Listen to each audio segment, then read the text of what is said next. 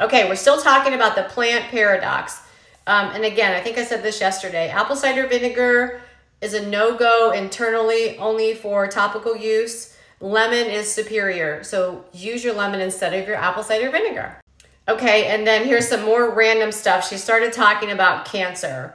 She said cancer of yeast. So according to Barbara, cancer can be yeast related. She said fruit feeds yeast. So when someone comes to her for help with support for cancer, she said she stops the fruit for 6 weeks. You need to get that glucose level down. We'll talk more about cancer at another point in these seminars. So here she's talking about a poultice, a grated ginger poultice on inflamed spots, on inflamed joints. I'll show you guys how to do a poultice. Like once I get through all of these, we're gonna go back over this and like pick out things like this. I'll show you how to do a ginger poultice. She talks about castor oil compresses. They penetrate deeply and break up congestion. They can also break up lumps and bumps. She recommends those for women with breast cancer using a castor oil compress, and she says you do not need to get it in a glass bottle. Everybody on TikTok and social media says get it in a glass bottle. She's like, castor oil doesn't absorb, it penetrates, so you don't need to worry about that. Just, she's just, people would ask her, what kind of castor oil? She's just like, just get castor oil, cold pressed castor oil. Simple, easy peasy. Many of us, because of our poor lifestyle choices, we create an environment that is welcoming to disease. But we can also create an environment that is not welcoming to disease. So we're talking about the alkaline and acid. So Celtic salt is a great alkalizer. She suggests, again, taking that grain of the Celtic salt, crunching it in your mouth because it's going to release the mineral gases, those 3 magnesiums that we need, versus putting the Celtic salt in your water. You're not going to get that release of gas in the water like you are when you take the Celtic salt in your mouth and then sip some water afterwards.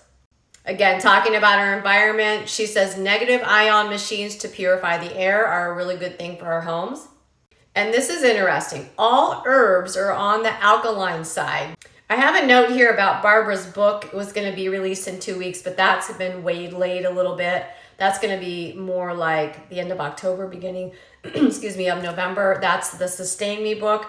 And she says in that book, she writes about conquering yeast with an antifungal diet. Other great ways to help the body become more alkaline: grapefruit seed extract, olive leaf, and pau d'arco. Pau d'arco is something that I use for a 2-week course. I made it into tea. I talked about that on a TikTok video. So in her current book, Self Heal by Design, she goes over bring more alkalinity to your body. Now you may have heard about this. We were just talking about this in the shop yesterday. Black Sab bloodroot. There's a doctor that I don't remember where he was from, but he was healing cancer with this black Sab bloodroot. He was put in jail. You know the story. But she said that black Sab bloodroot is amazing if you can get your hands on it. She calls it a cancer cream. She said you put the tape over it, over the salve. It will tingle if it has cancer cells. So if you have like a spot, and I'm going to try to find a source for that, or